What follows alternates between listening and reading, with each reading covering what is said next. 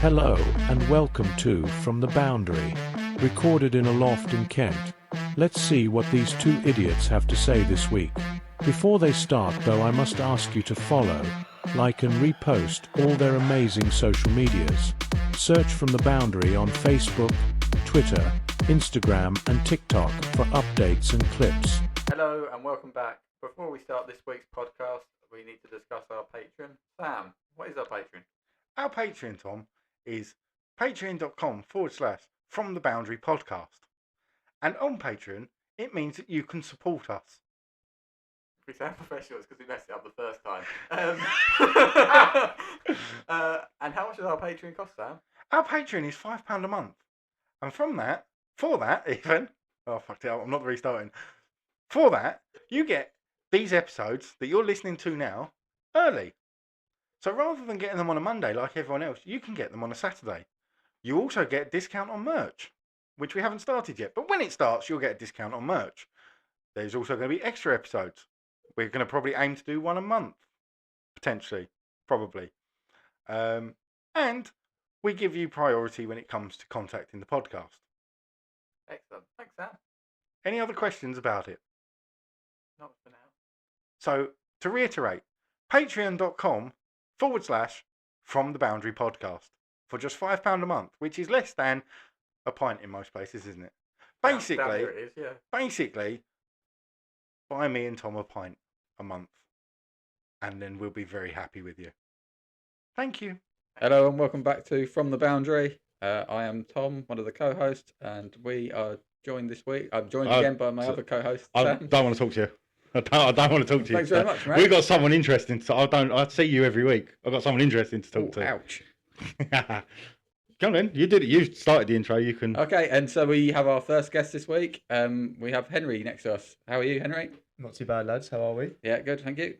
Good stuff. Influencer, cricket bat I don't know about manufacturer. Well, That's very kind. I mean, you're more of an influencer than we are. Our TikToks have faltered slightly. Your TikToks are really good, by the way. Oh. I know we're going to get on to talking about cricket and things like that. Yeah. Do you do it all yourself? Yeah, I just found a evening every other night, put a few pictures together and see what happens, really. But it's certainly better Definitely for be you. asking for tips. Well, could you just write down how you do it? I'd pass them to Tom because I'll go on holiday soon and it's going to be him that's got to do it for a week. How are you? How are you? Yeah, I feel like I should probably introduce myself. Yeah, you introduce yourself. My name's Henry. I run a cricket bat repair and refurb for a brand or business, I guess you can call it. Company, yeah. And then also work at Health Leather as a bat maker, like apprentice. So.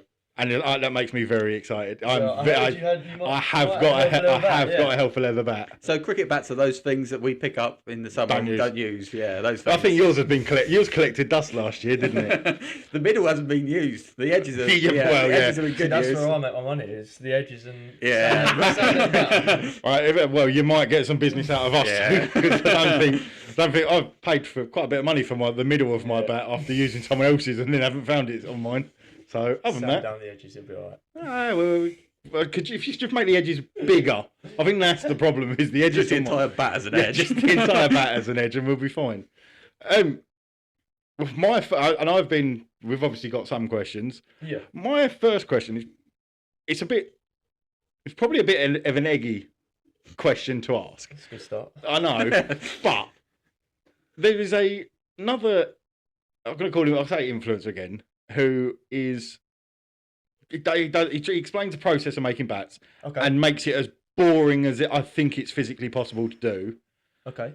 Can you give a brief description on how you got into it without sounding boring? Because I'll be honest, I think a lot of people, when people say about manufacturing bat, it does sort of scream old person, and you look not an old person. The complete opposite. When I came into, I see what you mean. It's all the people in the bat making industry is all guys that have been doing it for a very long time, and they're very experienced.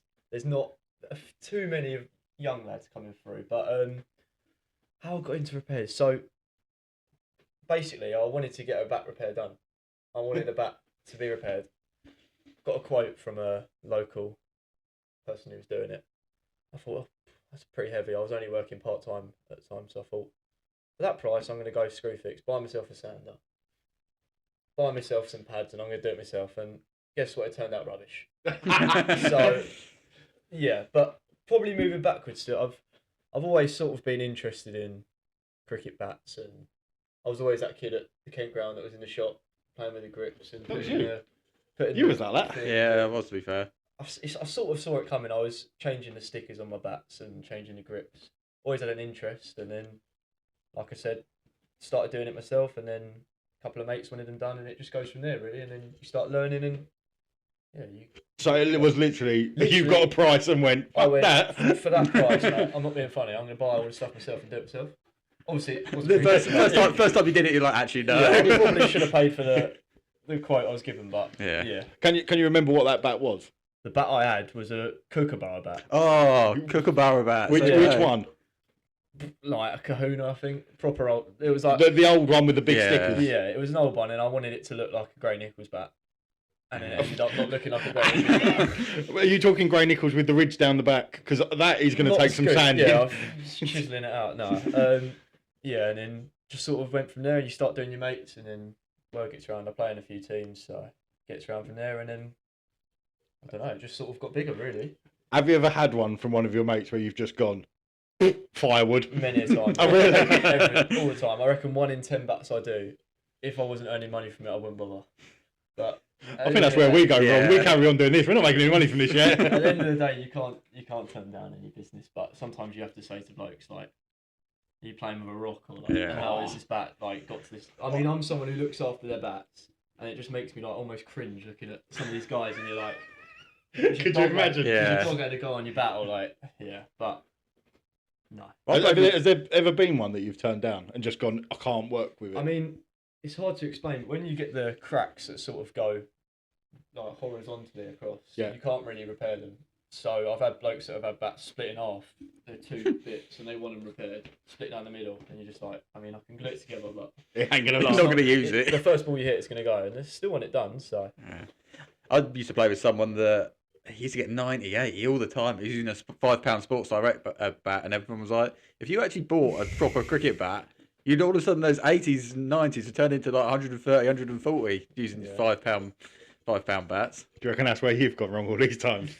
No, there's probably quite a few areas where we've I mean, gone I'd wrong. take 80 or 90 if you go. Well, yeah, I might have to get one of these bats. Where did you say they were again? And can you put a new grip on it? Because It's got an influx now, just like yeah, all the people listening going, yeah, do you know what? Sports Direct, it could be the one. that's where we're going wrong. Yeah. I'm pretty sure you could have Joe Root use the Sports Direct bat, and he'd be like club level, he'd be like 120, and then Yeah, but there's some bowlers you wouldn't want to face. I Isn't think it? it'd snap the bat. Yeah. Someone at that level. I'd like. I wonder if this podcast would ever get big enough for us to go up against a pro bowler. But if we do, this is where it started. Oh yeah, This is where we've got it you to started. thank him for it. If you suddenly get Joe Root on here, Yeah. talking Yeah. about his bat, Can you imagine trying to get Joe Root down to Kent? Look, we would come to you, but I have you don't seen the reckon- train prices since Labour got in? I don't reckon he's ever gone past Lords. Ever. Yeah. Never gone that south. I don't know if he would have Would he played played at Kent? I think I don't know if he would have done. he's played the T20 at Kent. Oh. Oh, is he? Yorkshire, yeah. I remember watching that, but I've not seen him play a lot. Imagine trying to describe to Joe Root where you live. It's just like, yeah, and if you park behind that car, don't park behind that one. Just park along the road. He'd turn up with about 4 cars, wouldn't he? And go, right, this is my manager, this is my agent. You're not allowed to talk about this. It's just a list of things we're not allowed to talk about. Chauffeur's fuming, isn't he? Yeah. Chauffeur's just Yeah, like, the chauffeur's going. So where can I go and get something to he's eat? sat in Greg's, bless him. Oh, so you went that way? Yeah. Don't lie, that's the way you come as well. But we both know that you're going straight to Greg's when this is finished. It is. Now it's drive-through. It's very, very Yeah, convenient. very dangerous. Dangerous, yeah. As soon as that opened, all of a sudden my bank account emptied. Very, as you can see, Yeah. I'm partial to a bit of food. We're talking about Nando's. No, we did that last week. We did that Then last again. week. So, did you start at Hell for Leather? And I Yeah. don't think there's not many brands No. out of Kent, is there? So there's obviously you've got Salix. Yeah. They're sort of the next biggest one in Kent. I mean, I was working as a chippy for my mate who I played cricket at my club with when I left school, and unfortunately, like cut his finger really bad, so he couldn't employ me anymore. It turns out he was That doesn't seem quite fair. he was cutting willow. He was cutting willow for Matt at Health for Leather. Oh, right. So then we got in contact through them, and it all sort of worked out through there. But yeah, it all happened pretty quick, and now I'm there full time. But everything sort of happens for a reason, if you know what I mean. Like meeting him, and yeah. So was there a bit where you like sort of juggling it with what you were doing before? I was working, so I was at school. Yeah. I was working at the cinema. Okay. Faversham, and then I was doing the chippy work, and then I was doing Crickfix as well. So Christ. I was pretty busy. And how old were you at this stage? Like 16, 17. Yeah. But I mean, I was part time at school. I was in sixth form, so I'd have like I the didn't have a job at sixth form. So it was pretty carnage, but yeah, I'm glad I did everything like that at the time because it enabled me to sort of have the financials to push it on. Crickfix on because I had other sources of incomes, and it also meant at the time that I could do Crickfix at a lower price to get like clients in, if that makes sense. So if I was charging them top end prices, I wouldn't have had. Yeah.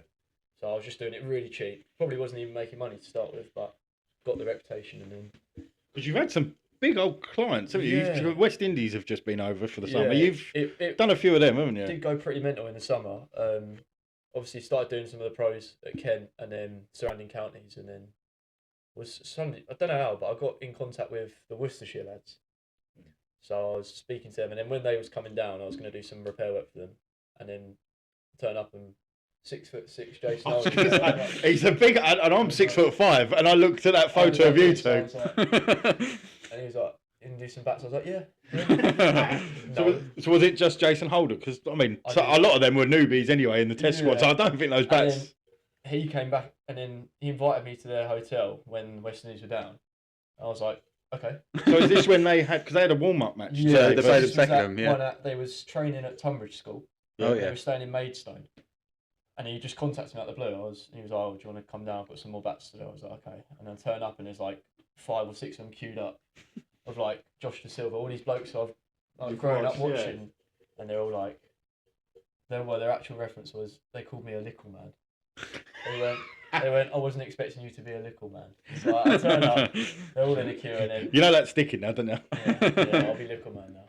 But I mean, blokes like Jimmy Adams and that, I did some bats for him, and he's like a legend, isn't he, really? Yeah. But yeah, I mean, it's all sort of, I wouldn't say luck, but everything's added up at the right time, and It's right place, right time yeah, sort of thing. yeah, exactly like that. And then it was just a mental summer. They was giving me tickets to the test match and sorting me out. So What are? 'Cause obviously, we are never going to see a pro bat between us two. I can't pick one I'm up. not, you wouldn't be able to pick up. But if we do another poll, I've actually got one in the boot. I'll bring it out. someone's going to be watching this. Go, hang on, that's my fucking bat. I got given one kindly, so I took it to work today, and I put health level sticks on it. So I'll bring it out on the second. What are they like? What are they? Insane. Yeah.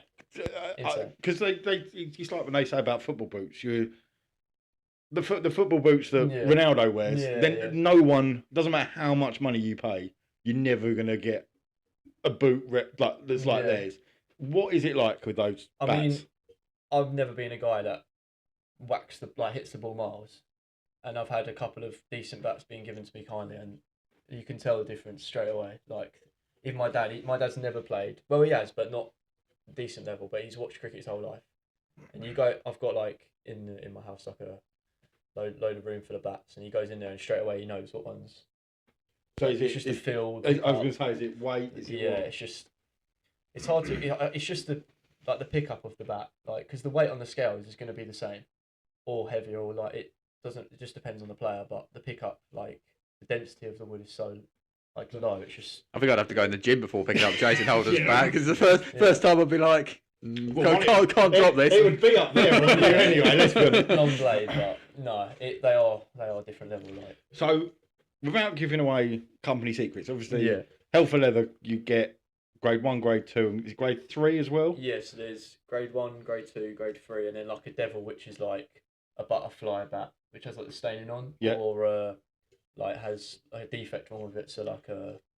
You need that one. Yeah, it's like a stain, or it doesn't look too pretty. So and there's a custom made, which is like where you go in and you get. Yeah, I think my cousin had the custom made, but that's pretty expensive. So are we talking the pros they're even higher than grade 1. Oh, you wouldn't be able to get a pro clef, no.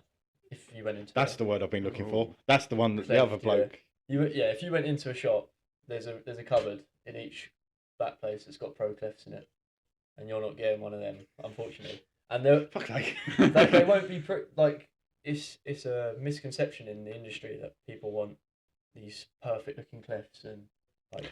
Just explain. The clefts are the lines. Sorry, yeah, that's the bit of wood before the handle goes in. So it's when you cut a tree up. So they're the lines essentially that you see. Oh no, they're grains. Oh, right. Yeah. So when you cut a tree up, you cut them into clefts, and then it's just easier to store than a big tree. Yeah. And then from that, you can put your handle in and shape it up. But yeah, in each back place they'll have the pro clefs and then the grade 1 booty. How many of them would somewhere like Hell for Leather hold at a time? Do they hold them expecting a pro to walk in, or is it a case of that's too good for the Joe Blogs to come in and get? It depends because like obviously we have maybe 5 to 10 pros at Hell for Leather, so we haven't got loads, but you know when they're going to come in, it's going to be start of the season. They're going to want their new bats, so at that point we'll have loads stored up from cutting all winter. But it depends really because we cut our own willow, which is very rare in the industry.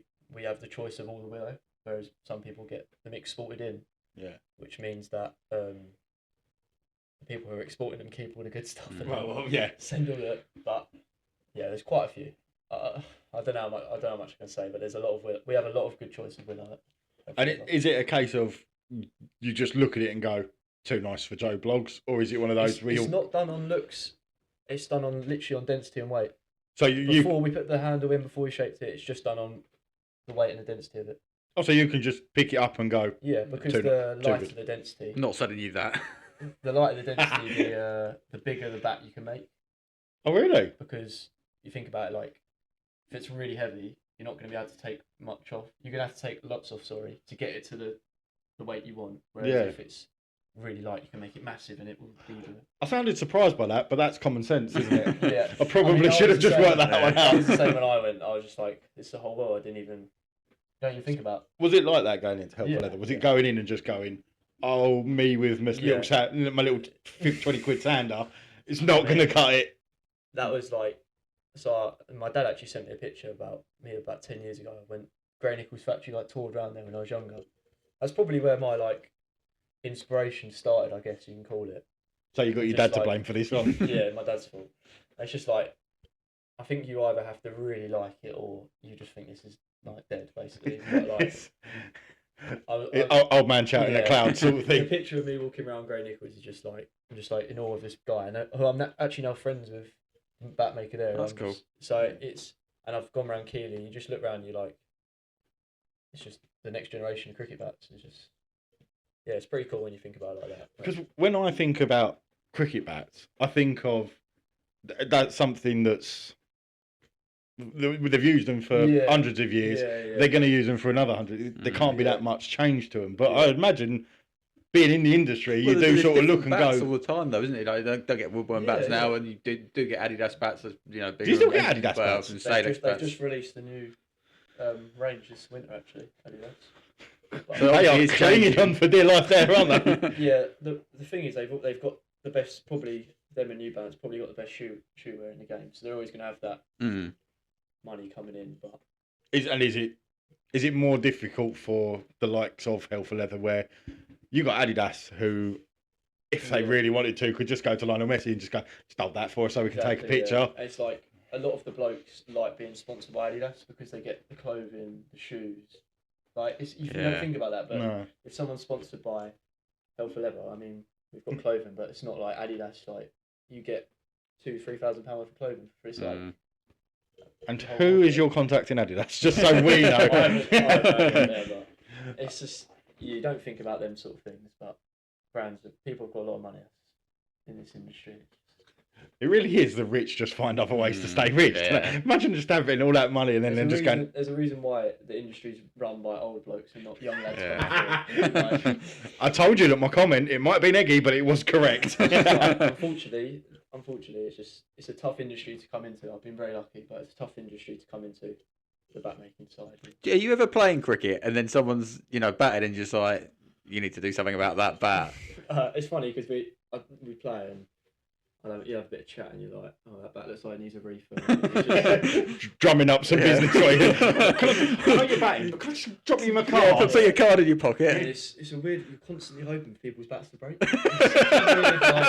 You're constantly hoping for the worst feeling ever as a player. You're hoping that's happening on a daily, but yeah, I imagine that is probably. You're like, oh, you're just seeing Dollar It's just like... I was gonna say, I bet when you see, because we've seen it, we saw it more this year, didn't we? The edges of people's bats, just you see it go just fly away. Yeah. I bet you must be sitting there going, it's another 50 quid. Lovely. It's one of them, but obviously you never like seeing a bat breaking. But... Does it, like when mechanics say they've got their favourite car and they see, oh no, someone smashed up a McLaren or the Ferrari. When you see a nice bat, we're not talking about Tom's £5 Sports Direct bat. That's not the bat I use, by the way. You might as well. Oh yeah, that's true. When you see a nice bat, like what would you say is your favourite bat before we come? Take off the company hat. I like the Keeley performance. The performance of the Keeley and Grey Nichols bats are they've what I've been using. I mean, if you've done a tour of the Grey Nichols, you've got to like their bats, and when you're growing up, it was always the player you wanted to be. You use their bat. From when I was like how old are you? Because if you say under 19, so when you was growing up, so we would have been like Alistair Cook. I wanted a Grey Nichols. Yeah. But do you feel old now? Yeah. We're both 30. We're in our 30s. We're both in our. He's 31 in a couple of weeks' time, and I'm. Ian Bell then. Before that, we're talking. So we've had this discussion recently. Yeah. Don't say it like that. Oh God. I think that was it. No, Flintoff. Oh, like 2005, like I think that's what we said. That's the conversation we had was like, were we into cricket before 05 or was it 05? Because I remember being I just started secondary school. That was the year I was born. Like a dagger. But yeah, we're discussing whether that was what got us into cricket or whether we were into it before. I think I was just before, so like Graham Thorpe, and that's why, because what happened to Graham Thorpe. Yeah, that's what got us into cricket. So I think for me it was the 05 Ashes. But yeah, I think the 05 Ashes was like. Did that get a lot of people into cricket? Because it was on Freeview Television. Yeah. It's called Terrestrial. Yeah, it was on Channel 4. Channel 4. So. I got a lot of people. It got loads of people into it, and we won, which also helps. Yeah. I mean, you'd probably see a lot of people get into football if we could actually win the fucking thing. It's similar to like the 2019 Ashes, then not the Ashes, World Cup. Like, yes, that's very much so. Yeah. Got like loads of people into the game who wasn't playing. So a lot of the bats that we probably have discussed in the past, you've probably like woodworm bats. Yeah, do you really remember them? Not that we don't mean the new generation, I know. the originals. The ones with like the shoulders were like. That's it. Yeah, like Flintoff used. And like, KP used one as well. Like Newbury like GTs. Newbury, a couple of them. Trying to think. Slazingers and. I was a joke about it, but they were probably. Slazingers. What was the Strauss? GM. Yeah, thank you. Gunnar Moore. Gunnar Moore. I think Trescothick had one, didn't it? That was one of my first bats. Was the original yellow and green GM. You're looking at us like. I had a Puma from Baz McCullum. I don't know if that was. Yeah, it's companies like that you forget have had a crack at making. I mean, Nike did for us. Nike did. Yeah, they wasn't doing the bat. They were just doing the stickers. They had Virat Kohli doing that at one point. Is it pretty sure? Kohli or Dhoni or it was one of them, wasn't it? Yeah. That sounded problematic, didn't it? The way I worded that, I knew what I meant. Yeah. That's me getting attacked next week. I went on this podcast and magically I've been cancelled. Probably should have warned you about that before you come on. There will be at least one time in these episodes where we will say something that could be problematic. Normally me, I won't lie. So the bat I can remember using. I remember using a GM one, but the bat I can sort of remember. I basically bought it and used it the first time and nicked off using it in Kent indoor nets. Yeah. Went to the shop in Faversham actually at the time, isn't there now, and they were like, "Well, you use the edge. You're supposed to use the middle." But that was the one that Ricky Ponting used. So you probably do you remember that? What you probably the Kahuna. Yeah. They had one that was painted black, didn't they, at one point? Chrome one or something. It had. So we had this. Funny enough, this is because we had a discussion way back when, but at the beginning about our favourite bats. Yeah. And the one that I had was called the Savage Beast, which had the yeah. full length sticker. Yeah. And then after watching, I think it was Sangakkara had it, absolutely annihilate some of the New Zealand spinners. They went, do you mind if we just have a look at that sticker? And went, there's lead in that, you can't use it. It's funny, like you say all this, because I only know these stickers because they bought them all out as retros. So when I do repairs for people, like all like lads similar to your age want them back on their bats, so it's like a. You shouldn't have told us that. Oh mate, The producer's having a whale of a time over there. That's how how I know these stickers. Like I have to put them on all the time. That goes, I used this when I was younger. Yeah, like, I love that. That was one of my favourite. Well, no, it was my favourite battle. Do not go home and talk about discussing the olden days. Yeah, you've made both of us feel quite old. So some of the names that we would have been Ryan Sidebottom. Yeah, I know. You know of them, but yeah. have you watched them play? Or... Yeah, like highlights. And, So please tell me you know about Harmison's first ball with the Ashes that went to sixth. Yeah. About sixth slip. Yeah, I'm a bit of a badger. I watch all of these. Yeah. Oh, yeah. Highlights, but... There's no bat that could have helped him out there, was there? No. Bless him. Let himself down. Not ideal, but... So, where did your love of cricket come in? Was it? Please don't say the 2019 Ashes, because I remember jumping around in the garden pissed when that happened. 2020. So, my dad he was quite heavily involved in the Barmy Army. So. Oh, okay. Oh, really? Yeah, so he's done. I think he may have done every Test country now. Oh, wow. Other than like Ireland. I mean this in the politest possible way, but can we get your dad on? I reckon he's got some stories, hasn't he? Yeah, but that's probably for a different type of audience. Oh. Yeah, so We can do it in a pub. Yeah. that's where my love sort of. He's always got me into cricket and just always watching and playing cricket with him and watching him on TV, checking what country he's in and seeing him on the Test match. It's sort of where the love for the game came in, and then just playing all the time when I was younger. Again, I've got this. It's probably a misconception, Yeah. but the people of the Barmy Army, are they any good at playing cricket? Is your dad any good at cricket, or would you fancy yourself against him? Oh no, I'd probably fancy. He wouldn't even mind me saying. I'd probably fancy myself against him. But and some of them play, but they're all just like proper lovers of cricket. Like they just love the game. Like they'll sit there for 5 days. Obviously, have a few drinks, but I bet that helps. they just love cricket. All of them. It's nice to see, but they've all sort of got to the age now where they can't do the 2 months of drinking every day and like that. So it's sort of taking a step down, but he does love. That's cricket. another one I imagine he's talking about the cricket bats being a bit of a the Barmy Army. You don't. I can't think of the last time I spoke to someone that was under the age of 50 that was a member of the Barmy Army, or like even just going to like how many people have you spoken to that like go to the tests and things like that? Yeah, not many, is there? I think like from that era, I think he probably started going 20 odd years ago, like for these tours, and I think as soon as 20 years ago and you're 19. yeah, it's probably I wonder why that's not a coincidence.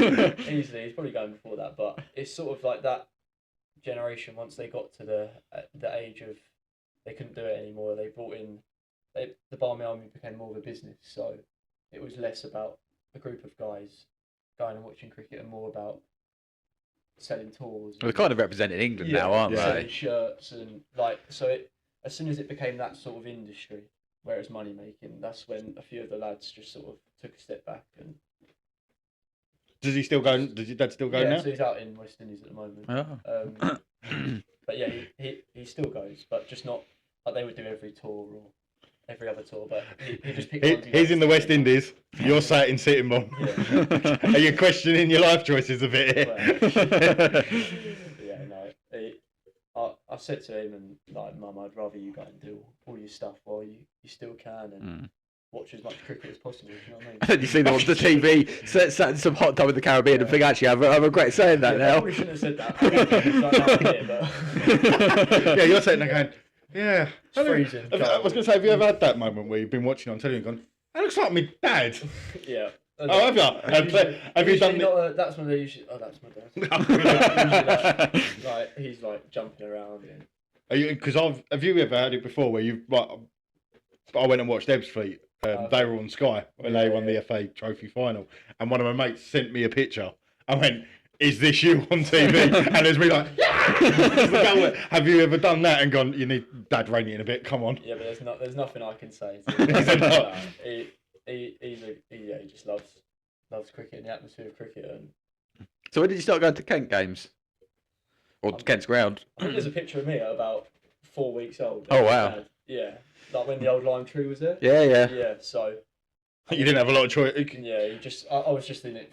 Could have taken you to a decent team like Surrey or. No, I just used to go all the time, really, like all the time. Just used to be like, what you do on a weekend, and go watch Kent. That's a good shot. My dad took me to McDonald's. I'm starting to feel like I could have had a better life out of this. Well, watching Kent, I don't. Yeah. But, yeah, McDonald's might have been a better option. So is it with your dad being a member of ex-member of the bar? Yeah. Are you in the Cowdrey stand, or are you still on the hill with? No, yeah. You're on the hill with the rest of us. We're not in that stand. Yeah. No, we're in the normal. You're just like the atmosphere. Because I've been I went a few times last year to the T20s, and like, do you want to go and sit in there? No, I really don't. I'd rather just sit in. No. I'm about 10 yards away from the beer tent. I'm 10 yards away from the pizza tent. I don't want to go anywhere near them. Yeah. Do you go 4-day games? Would you go for like a day of a 4-day? Like a bit of it? Like if I got time off, I used to go all the time. Yeah. Obviously, it's. Sorry, I've now got in my head just them. Yeah. And then we'll Van Drummond just get ready to face it, and you're in the background. It's a bit like that. I'd rather just have it on the TV. Yeah. And just do something else, but. Because there's only one person. Yeah. There's only one person there. It's you. Yeah. You're normally the one sat up there going, "I've got to write about this again." Do you guys go a lot? Or? He goes more because he's proper job. This isn't a proper job for anybody. His proper job is a journalist. Oh, okay. So he reports on the Kent games a lot. I go when I can, mostly. I think most people go to the T20 games. We've got someone that plays for the club that we play for. So he comes back and plays here at the weekends. So he goes to some Kent games. He actually lives near Surrey. So he goes to like a day of a 4-day game with his... although he might not necessarily we'll do that now after yesterday's news. We but probably should do that at the end. He probably knows your dad because he sends pictures from all over. He's been up did finals day. Was it finals day last year? Yeah, we went finals day. Was it Edge? That's it. He was at finals day. He's done...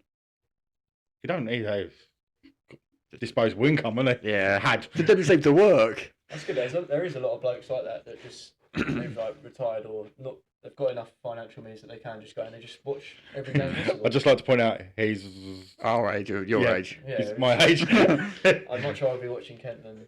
Oh man, if I had the choice, I'd rather sit at Canterbury for 4 days than. You've set yourself up now. Yeah.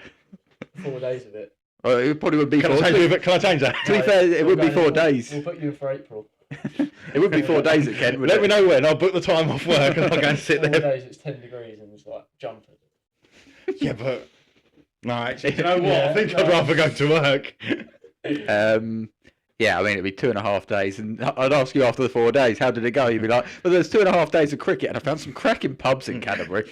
It'd be like, if you're there for 4 days, I'll probably not. I've only booked a day and a half off work because I'm expecting this to be done pretty quick. Yeah. Yeah, if Kent gets 2.5 days, it's good running, isn't it? So you know some of the Kent boys, don't you? Yeah. You probably should stop slagging them off because this is our way of getting them on the podcast. I'm very close with Jaden Denley. Okay, yeah. Wrong side of him. So very close with him. He's Whitstable, isn't he? Yeah, good mates with him. And then obviously. When you say good mates, is this like mates rates for the bats, or do you still charge him full? Well, no. I don't charge any of the pros really. So. See, that's where we've gone wrong. Yeah. We've dedicated our lives to the professionals. Yeah. Yeah. So good mates with him, and then obviously because Dan was always watching Kent, he knew a few of the players, and then. You just sort of build connections through, like you'd be at Kent, you'd be at Whitstable, and Joe Denny would come down to watch Jaden, and then you build connections through there. But hang on, Whitstable, who we play? Yeah, but you talk about Whitstall's first team. I played the third gathered that. team. I just wanted to make sure. Yeah, Who yeah, do you yeah. play for? We play for a team called Cheldwich. So Just outside. Oh, Shelby. yeah, Faversham. We play for them. I used to play for Faversham, so Oh, okay. Oh, used to you play probably like- know a few of our probably no. Kit Sims. Yeah, Yeah. I Yeah. do remember. Fun enough, we've had discussions about him quite a Oh, bit. right, yeah. Yeah. Yeah, so when I was at Faversham, we used to play like. Mm. Yeah, so you To probably be know. fair, the Kent players tend to stay around for quite a bit, don't they? Yeah. 'Cause who's the? Bell Drummond's been there a long time. Zach Crawley's obviously he's kind of with England, but he's been there quite a while. I'm trying to think. It's not me. Obviously, Joe Denley's been there. Joe Denley's obviously been there, Yeah, a few of them have. Like Billings has been here for a while. and Billings has been there. Yeah. Have you got close? Because well, I suppose Joe Denley's England international, isn't he? Used to be. Used to be, Sam Billings is probably the only one who's still. Crawley, Yeah. Zach Crawley, yeah, he's probably is the closest one you got. As in because he opens the batting for He England. opens the batting for England, yeah. That's help. Sorry that. But have you not necessarily? I say met, but like, have you had one of those moments where you've just gone, you play for England? Yeah, it is a bit like that. Like when you go like to the ground to meet some of the boys to do some work, and they're like, "I'll come to the changing room," and you're in the changing room, and they're like, "Zach's there," or "Bilbo's there," or Deebs, and you just like, and then like Deebs will go, "I'll like drive around to mine," and you pick some bats up, and you're like, "I'm going to Daniel Burdramon's gaff to pick up some bats," and you're just like, "This is mental," but it is a bit. I mean, especially because I've grown up watching all these lads, you're like, "How is this happening?" What has been the first? What was the first, or let's say the most prominent pinch yourself? This is real moment. Like you're saying about going to Daniel Drummond's to go and pick up some bats. What was the moment where you went, "No, hang on, no, I am awake. This ain't a dream." I mean, when I was younger, going around the Grey Nichols factory, we turned up and Alistair Cook was getting his bats done. So that was pretty. That's a pretty good pinch me moment. And I was like, I was saying to mum and dad, that's probably where it all started. You're just like watching him get his bats made. This is pretty special. And then I've been lucky enough when I've gone on a few tours with my dad. Like you've gone to the hotel and see like Stokesy or like the England.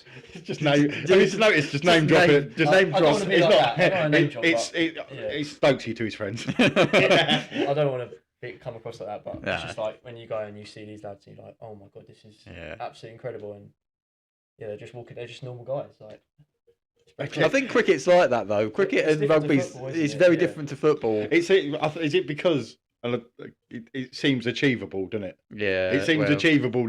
Maybe not for us, but if you are, they say, isn't it, like 0.1% of kids that play football will become a footballer. But I reckon that's probably.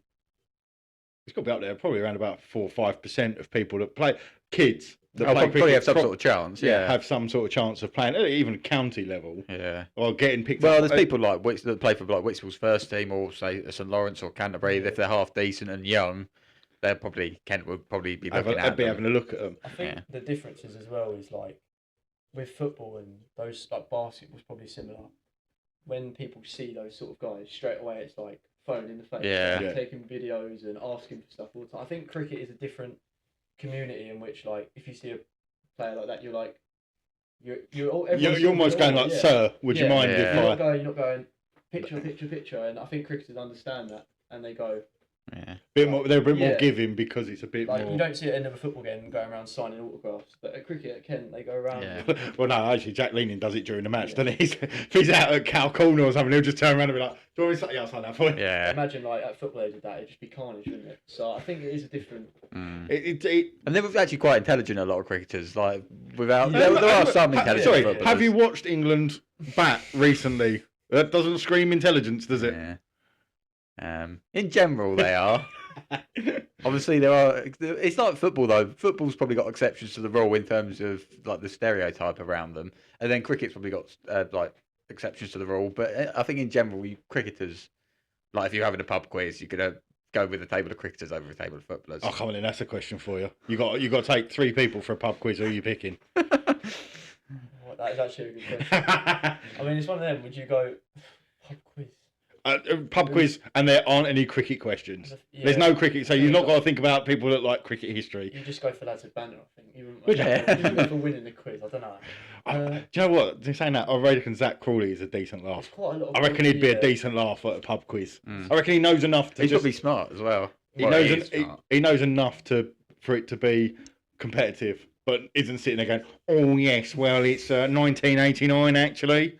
I think you'd pick like some of the lads that have gone private school, maybe like some of the posh lads. Just If you want to win, well, yeah, if you want to if you win. want to go for banner, you probably wouldn't pick any of the private school. So okay then, without this, let's go away from the pub quiz because that'd be. Yeah. If you're going on a night out, who are you, who's your wingmen for a night out? You have to be careful what you say because as soon as I say who, you're going to go why. And then, No, I'm not going to go. I won't ask why. I always think Mark Wood looks like a laugh. Oh I yeah. always think he looks like a laugh. I don't think I could actually understand what he's doing, but I know it's quite funny. Yeah. But My concern with, I think it'd be brilliant for a night out, but my concern would be after half an hour you're going, Yeah. fuck's he gone? And anyone's seen him, and he's he's the kind of person. He's definitely the bloke where everyone's like in the group chat and they're saying, "Have you seen Woody? Woody's last seen here." No, I'd say I've got it in my head that Woody's the kind of person where you're. I've not seen him for about half an hour, and then you walk out the pub and you're. All right, he's there. He'll find his own way home. Yeah. Yeah, I reckon Woody. I think I'd have Mitchell Marsh. Oh. Have you watched the test on Amazon? I have. We've discussed this. We've watched the first 2 seasons. I haven't watched the third because I saw that trailer He for. looks absolutely like carnage. Just like there's a video of him in the changing room. He's got headphones on and some pads, and he's like pretending to be a DJ. Just, apparently, I think he'd be a right off. But in the test, he comes across quite well as sort of a. I mean, in that third season, I don't think any of them really came across well, did they? It's just sort of like just hits the ball and bowls quick. But Yeah. I think he'd be a good one to have. I don't know about the third. Trying to think. So who's? Well, I was going to say who's the sensible one. I don't think I think Woody's getting you a taxi, is he? If you're falling out of a pub. I'm trying to think. Yeah, you need someone who can look after you all a bit. I think. Yeah. Someone like a Zach probably is a Do you nice want someone balance. that will at least have a drink? I imagine Joe Root would probably be. And Joe Root's probably relatively Because he's sensible. he likes a bit of a laugh, and he's had the Yeah. old was it Bob Willis mask? Yeah, and Stokes is probably a little bit different now to what he was a few Yeah. years ago. I would have had Stokesy 5-10 years ago probably, but You know, I don't think you could have him and Mark Wood in the if you're having three and those two, the two Can of you them. imagine Christ. that doesn't become a night out, does it? That becomes a job. You've got to make sure that those two get home. who would you guys have out of interest? See, I think Woody's probably a good one. For the Yeah. Andy Flintoff. Yeah, Again. well, but again, that's keep it. Have you heard some of the story? Yeah. If you've not read is it his autobiography, or is Yeah. it someone else's they've done about that when they went to the Prime Ministers after the 2005 Ashes? was it. It might have been Peterson talking about him. Yeah, and it just sounds like absolute carnage. But from that era, I reckon Steve Harmison. Yeah. Yeah, Steve but Harmison. Mark Wood is probably the modern equivalent of Steve Harmison. You've just made both of us sound really old. Because Mark Wood isn't exactly a spring chicken anymore, is he? No, true. There's quite a few though that I think are good on a night Yeah. out, but they just have to be. I think now in this time when Everything's on the recorded, phones, Yeah. isn't you it? have to be. That's why when Dad stopped, we used to go out with all of them. It was like there was no phones, so they was all just Mm. having a laugh. Road shout. He's Australian, but has quite good connections to Kent. Lavershane's probably a bit like a Zach Crawley. He's probably quite sensible. I've seen some of his interviews though about like when he talks about like cricket and that. And I think he just talk about cricket. Oh, he might, Yeah, he that's might the be. thing. Yeah, You want one of these people that you can talk to, but you don't want to talk shop the whole time. Yeah. Steve Smith, I imagine, Yeah, would Steve be Smith. Steve Smith, I can Yeah. imagine just moving pint glasses round to fielding positions and being like, Shadow batting. yeah, he must be a nightmare in the shops doing the weekly shop with him. Like just, having a child. just got a couple of apples. Just You'd have Yeah. him in your team, but Yeah. yeah. I reckon they must. So I think I'd take Virat Kohli for the basis that I think I'd need someone for a fight. Yeah. Yeah. Just he said that about you. You just know full well he's barreling in there, isn't Yeah, but to be fair, he'd probably start the fight as well. he? Where's Virat? Someone's got to go his average and he's just Yeah. Oh, so you talk. So we got Kent. I think we've gone off on a bit of a tangent here about yeah. how it would go. But you got your connections in with Kent. Yeah.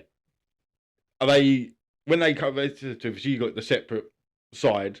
Yeah. Is it difficult for you when someone, I don't know, what does Bell Drummond use? Is it Keeley? GM, yeah. GM. When he comes to you with a GM, Yeah. is it hard for you to switch off that hell for leather part of your brain going, you'd probably get more runs if you used that? Dunk that in the bin. Yeah. Just, Yeah. is it I hard? can see what you're saying. Like, so obviously before I was just in my I converted the garage at my mum's house into a workshop sort of space. So everything I just did in there was just sort of off my own back, and I could do what I wanted really. But at Hell for Leather, because my workshop's there now, you have to sort of be careful about what I'm saying online about bats and what you hear and there. But it's always nice to see, because obviously they're the top of each brand, so it's nice to see where yours compared to the top of GM or Keeley or Grey Nichols. But I mean, everyone's got, all of the pros have got good bat. Like, there's not much difference between a Hell for Leather pro bat or a GM GM pro bat or something or a Grey Nichols pro bat. They're all pretty similar, but there's a big gap between them and Joe Blogs. Joe Blogs. Expensive Joe Blogs. I would imagine that like once someone's got a bat, they'll probably just stick with that. Like obviously they're sponsored by them, but once they like that brand, they just like you wouldn't you won't recruit someone from say GM or to Hell for Leather or whatever Adidas. It's like once they've got a bat, they'll just stick with it. Because I was going to say, because wasn't there a stage where Bairstow, was it last year, the year before, he had with, 3 or 4 brands. Yeah, and then there was it the Ashes? He had no stickers, did he? So what is the situation with that? Is that a case of he's just taking the stickers off his back because he doesn't want to be associated with X, Y, and Z, or is it a case of he's gone to someone and gone, make me a bat, but I don't want.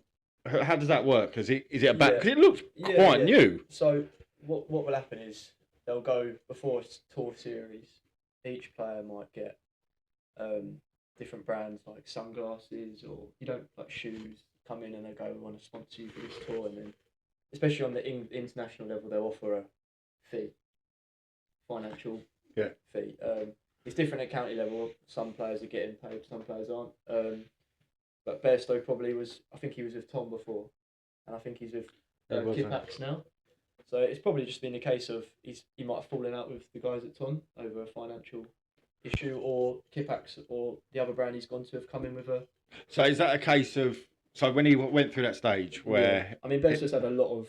I know he's gone through a bit, hasn't he? Yeah. But when he's coming out with no stickers, deep down, is that a ton bat that they've just taken the stickers off, or is it he's gone to Crickfix or he's gone to someone else and gone, look, we'll argue the toss about the money afterwards. Just give me a plain bat that I can use for this tour. No, I highly doubt that Crickfix have given any player a plain bat because they'll want their advertisement. It could have been a Ton or a bat he's had previously, or one of the other lads' bats, but I suspect it's just a plain bat that he's fallen out with Ton. They've cancelled the agreement, and now he's waiting for another brand to come in, or waiting to the end of the series. So it's probably a naive question to ask. So with that situation, Crickfix come in. Yeah. If he turned around and went, look, I like the bat. The bat's really good. Yeah. Would they put their stickers onto his bat, onto that bat, or would they be going, yeah, but this is our bat? What would happen in a situation like that? It's a difficult question, really, because I know the answer, but you've got to be careful. You've got to be careful what you say. You don't want to lose your job over this interview. But that's the reason why a lot of pros.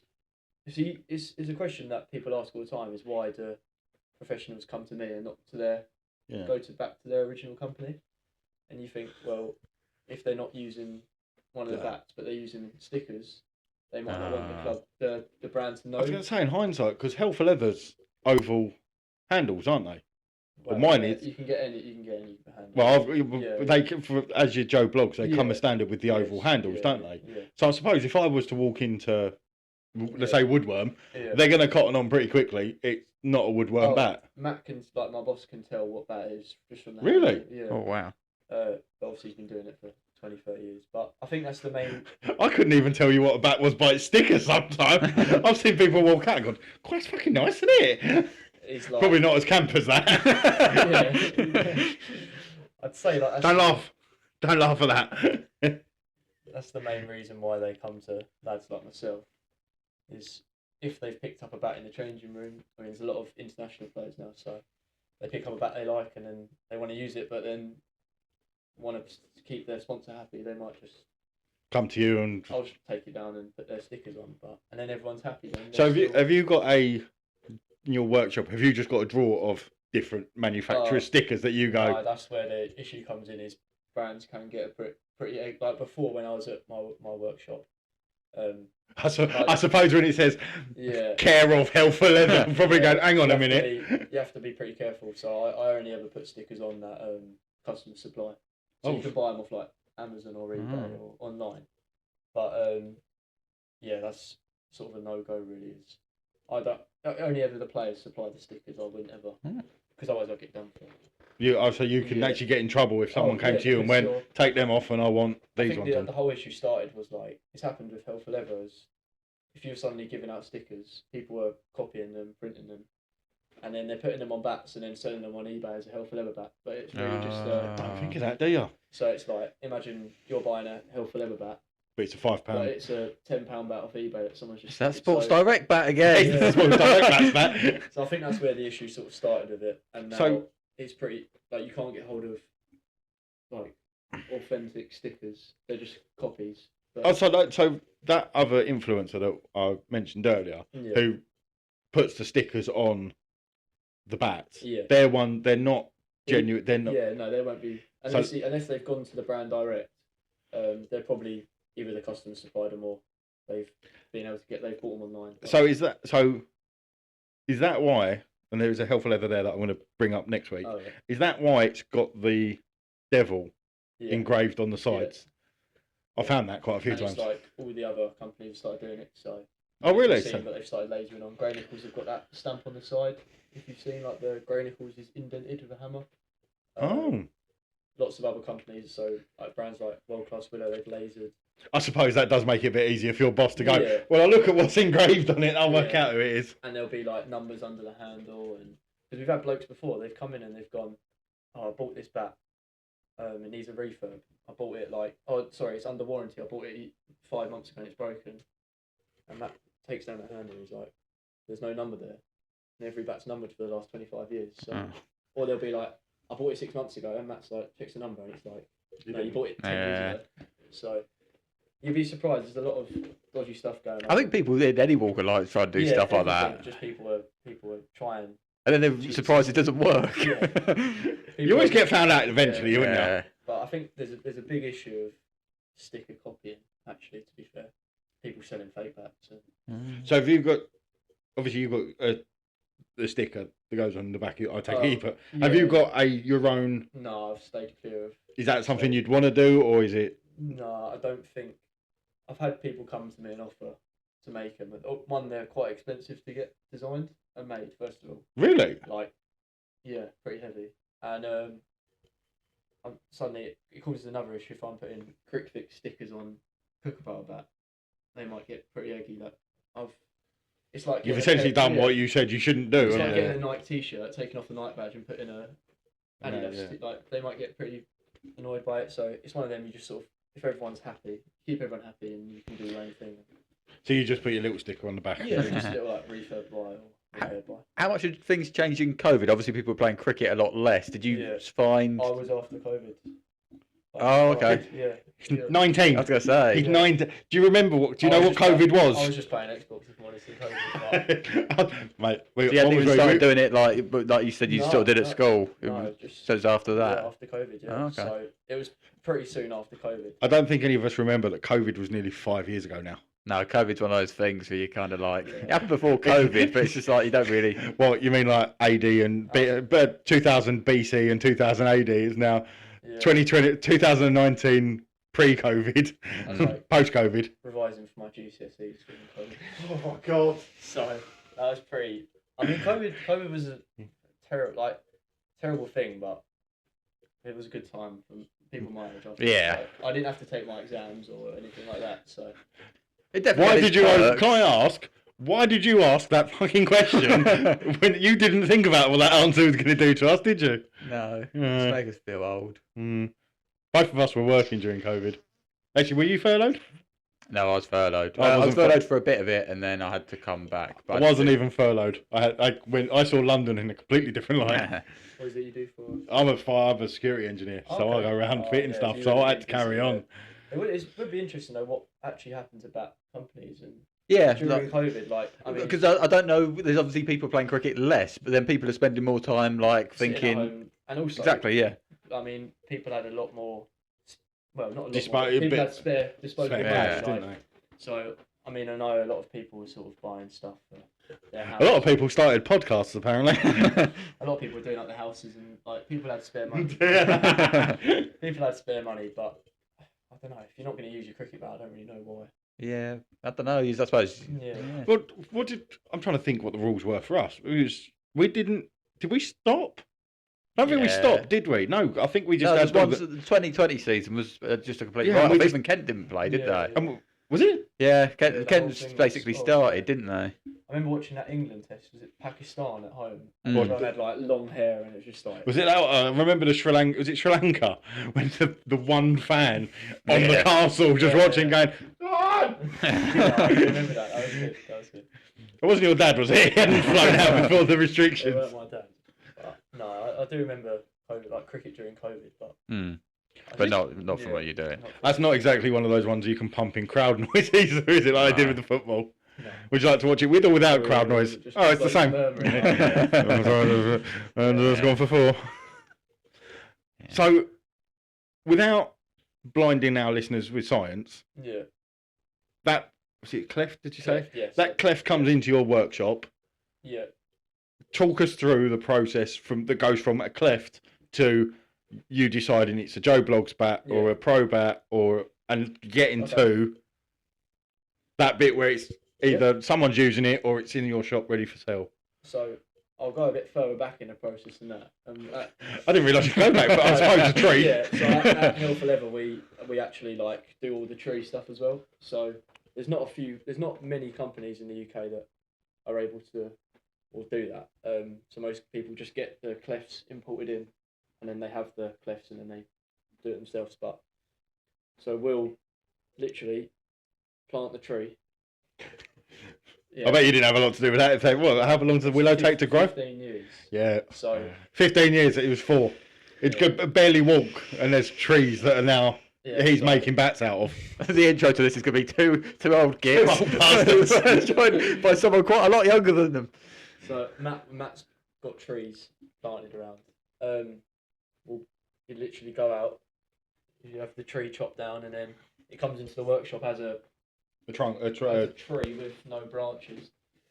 You then cut that tree up into smaller sections, and then you cut them up into smaller sections again. So it goes from rounds, and then you split them into the sort of like big Toblerone shapes. Silly. This is like Yeah. my brain has just gone straight to kiddie Yeah. questions. I won't lie. So how many bats can you get out of a tree? you get Like they're decent yeah, ones, not like the tiddly little You ones. get about 50 clefts per good tree. Fucking 50 hell. bats per tree. But they'll range from grade 1s Grade 3s and to rubbish. But usually you can tell straight away that that's going to be a good tree. Like that's going to have a lot of grade 1s in it. So yeah, you chop the tree down, we do all of that, and then you shape them all up. This is what people don't see really. No. yeah. You don't see like the work when you say, oh, that's expensive. It's like Spent a lot of you spend, time like, there. 10 hours, 15 years has gone into it. So then you chop them all up into the cleft shape.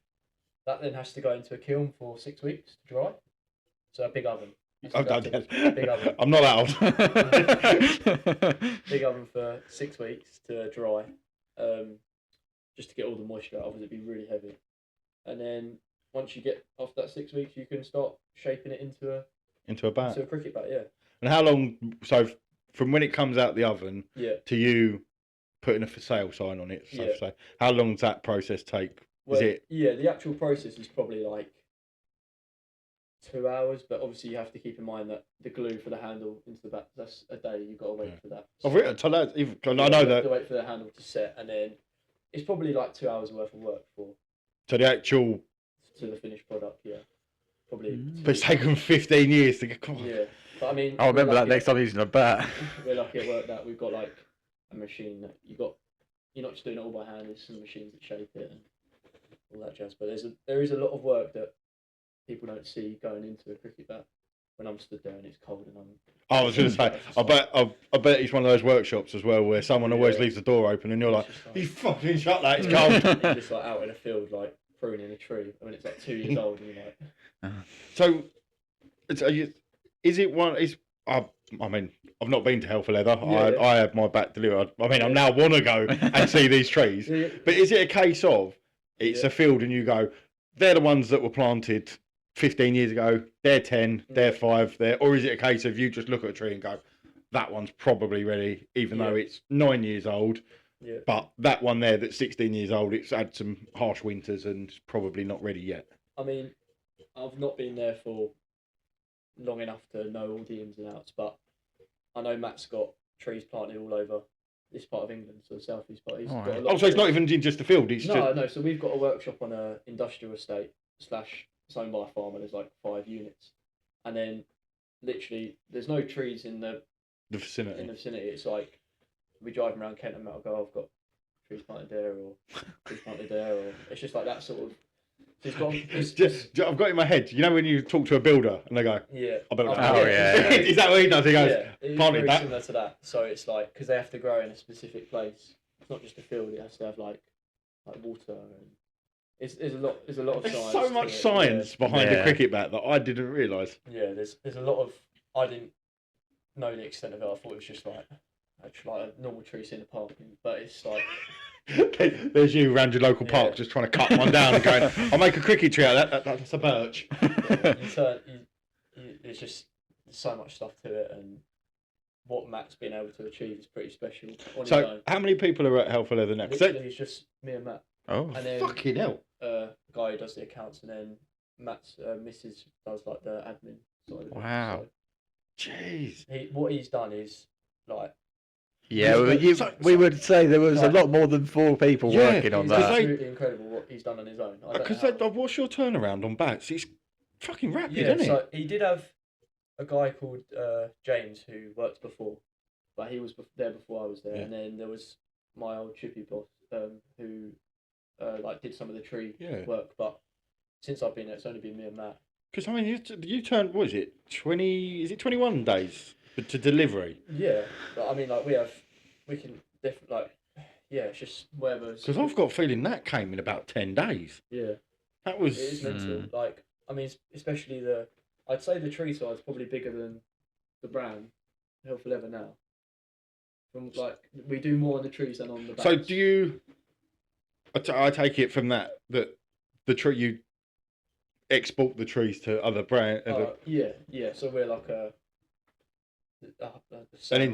merchant of willow, So there's not a lot of there's actually not a lot of people doing that. Like, you think in India, how many brands are in India?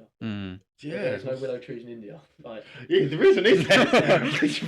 And how many brands are there in the UK? Like 50 brands maybe. It's probably 10% that deal with willow, and then obviously you've got 3 or 4 guys who don't have a brand. They just do the trees. Farmers who just do the trees. So. But you think like TON in India, SG in India, like they don't have MRF. They don't have trees. They don't have, I was going to say, it's a very good point, isn't it? I've been to Dubai. There's definitely lots of buildings. I don't really remember that many trees. You think? So, how many Dubai brands of cricket? No, bringing it. No, bringing the stuff over there. Yeah. So a lot of guys do. Like, there's brands. I'm not going to say the names. No. There's brands who get willow from us, and there's. Yeah, guys who we supply were pretty. Wow. Pretty high. I didn't even think about it. You go there and you're like, his name and his guys, and you're like. So have you ever watched a match and gone, that's one of our bats? Even if it's not got your stickers on, have you sat there and gone, that's probably. But by the way that the stickers are on it, you're going, that's probably one of our trees. And you get like guys, and they're like, oh, this is a really, really nice bit of willow. And you're like, yeah. Oh, I sorted that last week. You have one of those moments, you like proud dad moment going, that's my tree. Definitely should have signed it. But it's just like an industry that's such like. I sort of compare it to that thing we did at school. It's like Jekyll and Hyde, where there's like the front that's really good, and then behind it's just loads of shady stuff.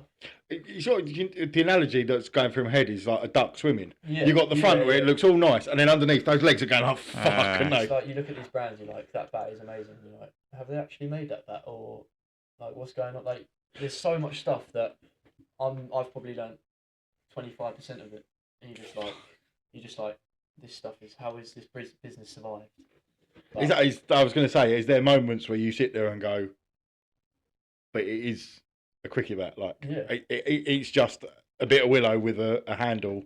Yeah. How the fuck is it? Like, and you look at what Matt's done, you're like, he's tuned into something that's just, like, he's going to be fine now. Like, he's fine. But there's other guys, I was going to say, I bet he is, because half our cricket team have gone. And then there's other guys, and you're like, how are they like going? I mean, the willow is probably where financially brands become more stable. Than, there's a lot of companies who are struggling because they don't do the willow, because especially now with everything going up in price and the cost of cricket bats, this is where you found a little niche there, but isn't it? People don't want to spend £600 a bat, but if you said, you can have your bat repaired and look brand new for £40, you're just like, it makes sense, doesn't it? So it's good for lads like myself, but then guys who want to sell these £600 bat, they need to sell 20 of them a month, so they're not going to be able to do that. No. But then £40, you're like, so it's only £40. Yeah. So I think you found like a little niche in the market. Yeah, I do think that there's going to be, next sort of 5-10 years will tell with these. I think there'll be a lot less companies than. Well, that's probably what happened to Wood, because Woodworm have gone again, haven't they? They tried, they came back. Well, yeah, and there's companies like Adidas, right? They're not really. It's probably not the cricket side of it. They do the cricket side of it, but it's not. Yeah. They don't. It's not what they do, is it? You don't walk in a shop and pick out someone and go, "What do you know Adidas from?" They're not going to go, "Oh, cricket." Yeah. There's so many costs as well. Like, to be a cricket bat company, like, there's so many costs. You've got the machinery, the time. I was going to say, you have to get checks on your gloves and your pads to make sure they fit like the ICC rules. Oh wow! Yeah, because I was going to say, Health and Leather, they make pads, gloves. Yeah. Is it not on shoes yet? You don't do shoes, do you? But like, you think if you break your finger wearing a brand's gloves and they've not got the right regulations, you're going to sue them or something. Like, so there's so much stuff. Think about stuff like that, do you? It's just like, that's why not a lot of companies do helmets. They don't do helmets yet, do they? That's why there's only a few, because the amount of requirements you've got to go through to get a helmet done. If you hit the head and it gets through, like, you're knackered, isn't it, really? So obviously, we're working for Health and Leather. Do you have to do, when it comes, again, don't want to give away company secrets, but when it comes to things like, because I don't wear your gloves because I saw the fucking price, but I really like the design of them. Yeah. Is that something that you're making in shop as well, or is it the bats that you're making and then they're turning up and you're going, right, we'll give it our twist or our... So all the softs from, I'm pretty sure every company made in overseas in India. Yeah, I reckon they probably got that fucking nailed down, haven't they? Just because of costs and like labour. But I'm pretty sure they're designed by someone and then the design's sent over. Then we get samples sent down and you go, yes, no. But yeah, it's sort of like that really. It's the pads and that aren't made in the UK, but the bats and that are. So. Well, your ones are, is it stickered saying made in TN25, aren't they? Yeah, it's literally grown on the doorstep. And then It's mad, isn't it? So that's like the niche that Matt's got is. I suppose he's quite lucky that there's so many clubs, like because of Ken. There's so many sort of clubs, local clubs around here. Like, you see blokes and they're like, "Oh, this bat's like handmade in England." You're like, "Where'd you get the from?" That's just So where's the furthest you've seen one from Health and Leather get delivered? Like, where you've looked at a postage thing and gone, fucking hell, we've made it to X. I mean, obviously, like Australia, New Zealand. Well, not so much with the pro side of it, but... No, like, people buy bats. Oh, really? Yeah, and we sell a lot of part mades, which are like the bat when it's just a bit of wood with a handle. So a lot of people might buy as a present. You don't like buy a bit like that, and then someone who like just practice making their own bat. So I'd be well pissed off if that turned up and went, "Oh fuck it, brilliant! It's IKEA. It's an IKEA cricket bat. I want to build it myself." Yeah, so we do a lot of those like part mades overseas, but we supply a shop in Malaysia with Health and Leather bats. So the Malaysia national team's got a few lads sponsored by Health and Leather, which I didn't. That is one of them where you go, "The fuck are they?" Yeah, so there's lots of. I mean, there's companies on a daily that are like, "Can you?" I mean, cricket's getting massive in Canada, America, like massive. On the back of the World Cup, that's obviously just been so many. I think that's because there's a lot of blokes who live there or move over there for work from Asia or Africa, so they play cricket out there, but there's a lot of shops out there that are like, can you supply bats for us? Or So what happens with one of those? If let's say Tom decides he's going to start a shop, how would he go about? Is he coming to you going, right? Someone has ordered a pink one of these. Yeah. Can you make it for me? Or would you go to him and go, there's the bats. Yeah. There's the stickers. If someone wants a black one, you put a black sticker on like that. Probably more like that. Like he'd start a shop and then go like, well, I need 10 grade 1s, 10 grade 2s, 10 grade 3s, and then there's your sticker. Like you send them plain and he'll put the stickers. And also, I'm going to send them back to you so you can sell them. If it's made to order, then they might as well come straight to Leather. So. Well, no, I was just thinking because obviously that shopping maze, you could send over 20 like black ones, 20 grade 2 in blue, and then they turn around and go, well, we want a grade 3 that's this weight and it's a monster size and we want it in pink. And you go, well, we've not fucking sent that one, have we?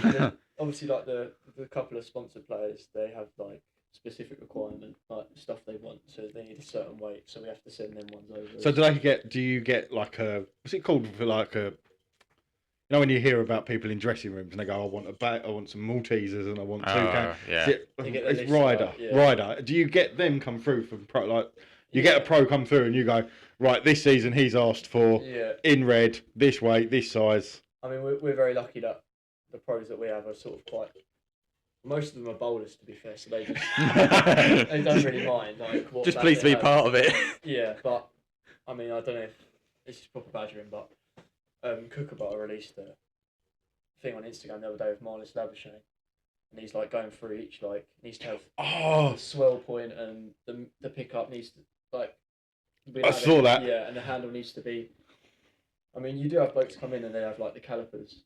And they need a handle at this point. It needs to be the certain weight, like a certain size, and you get people like that. But most of the guys like just won't really bother. To be fair. It's a joy having bowlers, isn't it? It was the Kent player that came in and it didn't. It wasn't last year. It was the year before, wasn't it? He didn't take a guard and hit the first ball. Well, he faced one ball and hit it for 6. Was that the bowl? Quinn? Was that Quinn? No. It might have been Quinn or Stewart, maybe. I don't know. It might have been Grant Stewart. Grant Stewart's a good lad. He's sort of the one that you supply the most bats. Oh, okay. Him or he knows how to use it, by the way. he does actually bat a bit. I didn't like the way you looked at me then when you said that. Yeah. My mind's blown. I think I need a break. I need to have a break and just process the science behind a cricket bat. So I think we'll call this an end to part 1. That was much better than my science lessons at school. Yeah, if I'd learned that, I think I would have passed science. We'll call this an end to part 1. Yeah. We're going to have a drink. I'm going to try and process what the fuck we've just learned. And then we'll come back and we'll go through. We've got loads more questions. No, and if you can get that pro bat out, I think we want to have a look at that. And I think that's going to blow our mind even more. So we will see you next week. To the camera, Tom. Camera. Oh, the camera's there. Next week, they think we're seeing it next week. But really, we're going to be back in 5 minutes. Okay, so we've been. You just say bye. Bye. Bye.